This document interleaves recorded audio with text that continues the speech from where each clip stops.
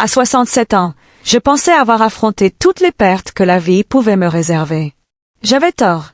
À un après-midi d'orage, une tornade a emporté ma maison de Maple Ridge, au Kansas, celle où j'avais élevé mon fils et enterré les souvenirs de mon mari. Alors que je me rendais chez mon fils Evans, espérant trouver réconfort et sécurité, j'ai été accueilli par des mots plus poignants que n'importe quelle tempête. Nous avons besoin d'intimité. Ma petite amie ne veut pas de toi ici. Je m'appelle Pauline Mercier, et ce n'est pas seulement une histoire de destruction, mais aussi une histoire sur la façon dont l'amour peut revenir quand on s'y attend le moins. Lorsque ma propre famille a fermé la porte, j'ai cherché un numéro que je portais depuis 50 ans. Une carte décolorée au nom de mon premier amour, Graham Ellison. Personne ne savait que je l'avais encore. Je n'aurais jamais pensé appeler. Mais à cet instant, seul avec 3 sacs poubelles dans une voiture empruntée, j'ai composé le numéro. L'homme qui a décroché n'était pas qu'un souvenir. Il était vivant, il avait réussi, et il avait toujours la même voix posée que celle du lycée. Et quand il est venu me trouver sur ce parking, sans rien, il a prononcé 3 mots qui ont tout changé. Tu es magnifique. L'après-midi a commencé comme n'importe quel mardi. J'étais dans ma cuisine à Maple Ridge, en train de préparer du thé comme je le faisais toujours vers 15 heures. Le météorologue avait annoncé des orages, mais au Kansas, ce n'était rien d'inhabituel. J'avais vécu des dizaines de tempêtes printanières. Mais cette fois, le ciel a changé d'une manière qui m'a retourné l'estomac. Il a pris une teinte vert écœurante mêlée de noir, une couleur que je n'avais jamais vue auparavant. L'air lui-même était lourd, chargé de quelque chose de dangereux. À 15h15, les sirènes ont hurlé. Leur intensité a déchiré le calme de ma cuisine. J'ai attrapé la radio d'urgence et j'ai entendu les mots « Personne ne veut entendre ». Une grosse tornade au sol se déplaçait vers le nord-est en direction du lotissement de Maple Ridge. C'était mon quartier. 10 minutes, peut-être moins, pour décider ce que je pouvais sauver de toute une vie. Mes mains tremblaient en sortant une vieille valise du placard. Je l'ai remplie de l'essentiel de la mémoire plutôt que de la survie. Ma photo de mariage avec Harold, les photos de notre fils Evans bébé, le collier de perles de ma mère, quelques documents importants, une poignée de bijoux, 43 ans de vie réduits à ce qui tenait dans un sac. Le sous-sol était sombre, plus froid que d'habitude, et j'étais accroupi dans un coin, serrant contre moi le pull usé d'Harold. Le bruit qui a suivi était comme un train de marchandises déchirant le monde au-dessus de moi. Le bois s'est brisé. Le métal a gémi. La maison dont Harold avait été si fier luttait contre des forces bien plus grandes que ne pouvaient résister clous et poutres.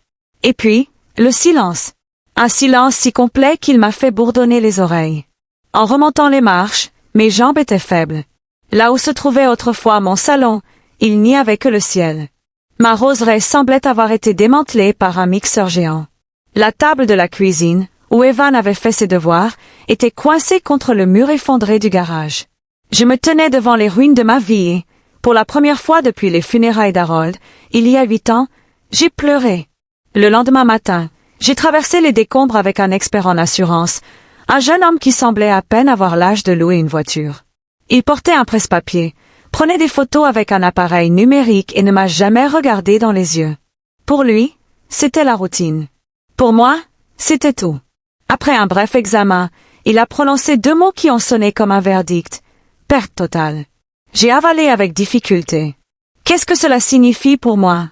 Il s'est éclairci la gorge et a pointé du doigt les chiffres sur sa feuille.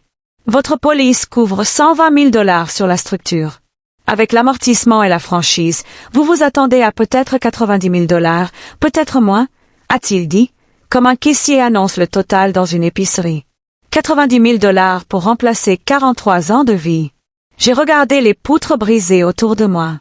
90 000 $ ne suffiraient pas à reconstruire l'atelier d'Harold. Cela ne pouvait remplacer ni mes massifs de roses ni la salle à manger où l'on fêtait les anniversaires. Cela ne pouvait certainement pas me redonner le sentiment de sécurité qui s'était évanoui en 1 heure de violence. J'ai remercié l'expert par habitude, même s'il ne m'avait donné que des chiffres.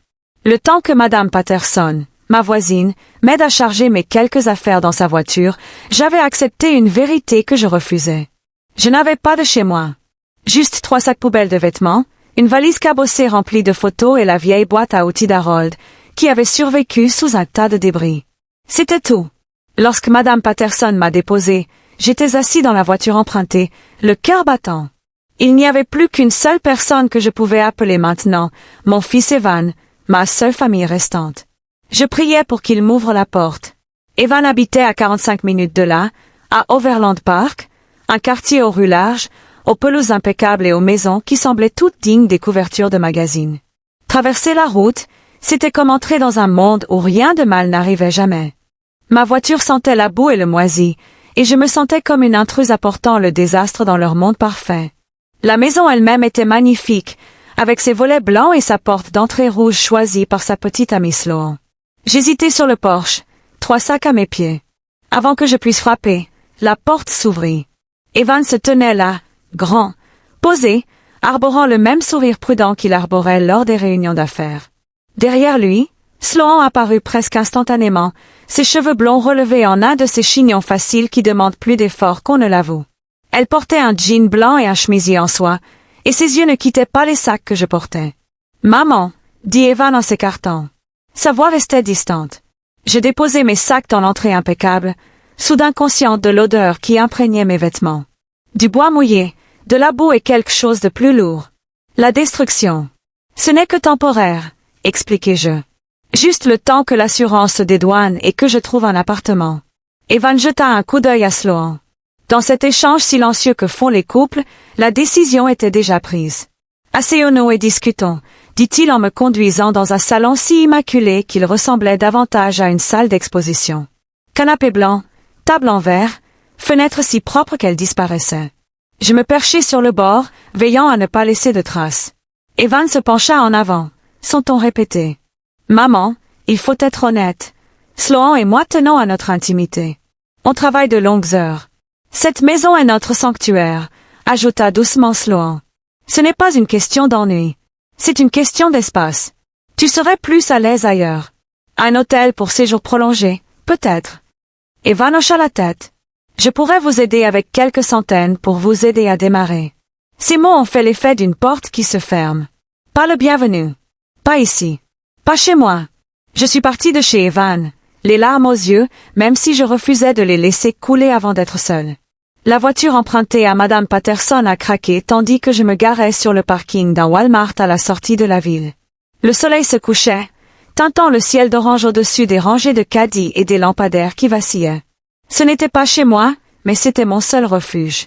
Cette première nuit, j'ai appuyé le dossier du siège, serrant la boîte à outils d'Harold comme si elle pouvait me protéger. J'ai à peine dormi. Chaque fois qu'une voiture s'arrêtait ou qu'un camion de sécurité passait, je me figeais, craignant qu'il ne remarque la femme de 67 ans vivant dans une voiture. Au matin, j'avais la gorge qui me brûlait, mes vêtements sentaient le renfermer et je n'arrivais pas à me regarder dans le rétroviseur des toilettes où je me suis lavé le visage. La deuxième nuit a été pire. Mon argent s'était réduit à moins de $100. J'ai acheté un sandwich à la station-service qui avait un goût de carton et de solitude. Je me suis brossé les dents chez McDonald's, évitant la pitié dans le regard des inconnus. L'orgueil me gardait silencieux, mais intérieurement, je me sentais vide. Le troisième soir, la honte m'avait envahi. J'ai fouillé dans mon sac à main, à la recherche de pièces, et j'ai trouvé autre chose. Une carte de visite délavée, au bord terni par des décennies de portage. Graham Ellison.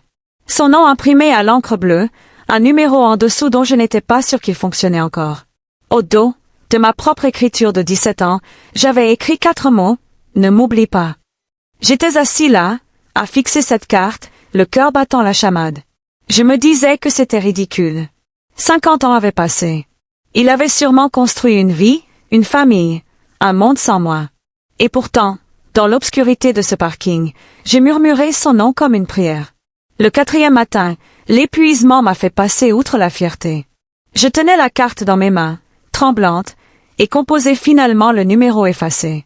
La sonnerie retentit 1 fois, 2 fois. Puis une voix plus grave, mais toujours familière, répondit. « Morrison, développement. Ici Graham. » Ma gorge se serra. L'espace d'une seconde, je faillis raccrocher. Mais quelque chose dans son ton, chaleureux et posé, me donna du courage. « Graham, c'est Pauline. Pauline Mercier. » Le silence s'éternisa suffisamment pour que je craigne qu'il ne se souvienne pas. Puis il répéta mon nom doucement, comme s'il touchait un souvenir. « Pauline », les mots jaillirent avant que je puisse les retenir. « Ma maison a été détruite par la tornade. » Evan ne veut pas de moi avec lui. Je n'ai nulle part où aller. Je suis sur un parking à Tulsa. Je suis désolé de vous déranger après tant d'années. Il m'interrompit fermement mais gentiment. Dis-moi où tu es. J'arrive maintenant. J'essayai de protester, mais il ne fit que répéter. Pauline, donnez-moi l'adresse. Je marchais déjà vers ma voiture. 2 heures plus tard, une berline argentée s'est garée sur le parking, sillonnant lentement les rangées de véhicules. Mon cœur battait la chamade en le reconnaissant dès qu'il en est sorti. 50 ans avaient argenté ses cheveux et ridé son visage, mais ses yeux gris orage étaient restés les mêmes. Il marchait avec une assurance tranquille, scrutant la route jusqu'à ce que son regard se pose sur moi. Arrivé à ma fenêtre, il sourit et tapota doucement. « Bonjour, Pauline. » J'ai baissé la vitre, honteuse de mes vêtements froissés et de mes yeux fatigués, mais il m'a regardé avec tendresse. « Tu es magnifique, » a-t-il dit, et pour la première fois depuis des jours, je me suis laissé croire en sécurité. Graham a chargé mes 3 sacs poubelles et la vieille boîte à outils d'Harold à l'arrière de sa voiture comme s'il s'agissait de trésors. Il m'a ouvert la portière passager, ses gestes calmes et posés, ne laissant place à aucune discussion. Le trajet semblait irréel. Nous avons traversé des collines vallonnées et des quartiers soignés jusqu'à ce que nous franchissions les grilles en fer marquées Prairie Creekway. Son allée serpentait sous de grands chênes et aboutissait à une maison en pierre au large porche. Élégante, sans ostentation, une demeure construite pour durer. Il me conduisit à l'aile des invités. La chambre était plus grande que mon ancien salon, avec des fenêtres donnant sur les jardins et une salle de bain avec une baignoire profonde. Je restai debout, maladroite, craignant de déranger quoi que ce soit. Graham se contenta de sourire. « Installe-toi confortablement, Pauline. » Cette maison est restée trop silencieuse pendant trop longtemps. La première semaine, j'ai marché sur la pointe des pieds dans les couloirs comme une invitée, mais Graham fut patient. Petit à petit, nous avons trouvé le rythme. Le matin, il préparait du café pendant que j'étais assise sur la véranda à regarder les pinsons s'agiter entre les mangeoires. L'après-midi, nous nous promenions dans sa propriété où il me montrait la serre où il cultivait des orchidées. Le soir, nous cuisinions ensemble. Il se déplaçait avec aisance dans la cuisine, mais lorsque je préparais un rôti braisé d'après une vieille recette de famille, il disait que c'était le meilleur repas qu'il ait goûté depuis des années. Personne n'avait autant apprécié ma cuisine depuis longtemps. Un soir, au coin du feu, Graham m'a raconté qu'il avait demandé une autre femme en mariage, mais qu'il avait annulé le mariage. Je lui ai demandé pourquoi. Il a croisé mon regard et m'a répondu simplement « Parce que ce n'était pas toi ». Pour la première fois depuis la tempête, j'ai senti que je pouvais respirer à nouveau. Evan n'a pas mis longtemps à remarquer que je n'appelais plus d'un motel ou d'un refuge. Un après-midi, mon téléphone s'est allumé et a annoncé son nom. « Maman, où loges-tu » Mademoiselle Patterson a demandé « Tu as quitté le gîte ?» J'ai hésité. « Avec un ami ?» ai-je répondu. « Un ami ?» Sa voix était incrédule. « On n'a pas d'amis riches. » J'ai ravalé sa douleur et j'ai dit calmement « Tu serais surprise. » À partir de ce moment, les appels se sont multipliés. Au début, il posait des questions polies sur ma santé, mais la conversation a rapidement dévié sur Graham. Dans quel genre d'entreprise travaille-t-il? Depuis combien de temps le connais-tu? A-t-il des investissements à Kansas City? Sa curiosité était moins tournée vers moi que vers les opportunités. Sloan s'est joint à l'effort à sa manière. Des bougies onéreuses arrivèrent à la porte, puis des chocolats fins, puis un foulard en soie. Chaque cadeau était accompagné d'une carte écrite de sa main soignée. « Je suis si heureuse que tu aies retrouvé l'amour. J'espère que nous pourrons prendre un nouveau départ. » Mais chaque paquet ressemblait à une offrande de paix assortie de conditions. 0. Lors des dîners, Evan essayait de se réinventer en fil dévoué. Il racontait combien il avait toujours été reconnaissant pour mes sacrifices, combien il admirait ma force. Il souriait chaleureusement, mais son regard ne cessait de se poser sur Graham, l'évaluant, évaluant les possibilités. Assise de l'autre côté de la table, j'écoutais, sachant qu'il s'agissait d'une révision de l'histoire. Graham ne l'interpellait jamais directement. Mais sous la table, il me serra la main, ferme et rassurante. Son message discret était clair. « Je vois ce qui se passe. Tu n'es pas seul. » Un soir, Graham annonça qu'il avait invité Evan et Sloan à dîner. Sa voix était calme mais ferme. « Il est temps de clarifier la situation. Paul. » J'ai passé la journée anxieuse, incertaine de ce qu'il préparait. À leur arrivée, Maria servit un délicieux repas, et pendant un moment, la conversation resta légère.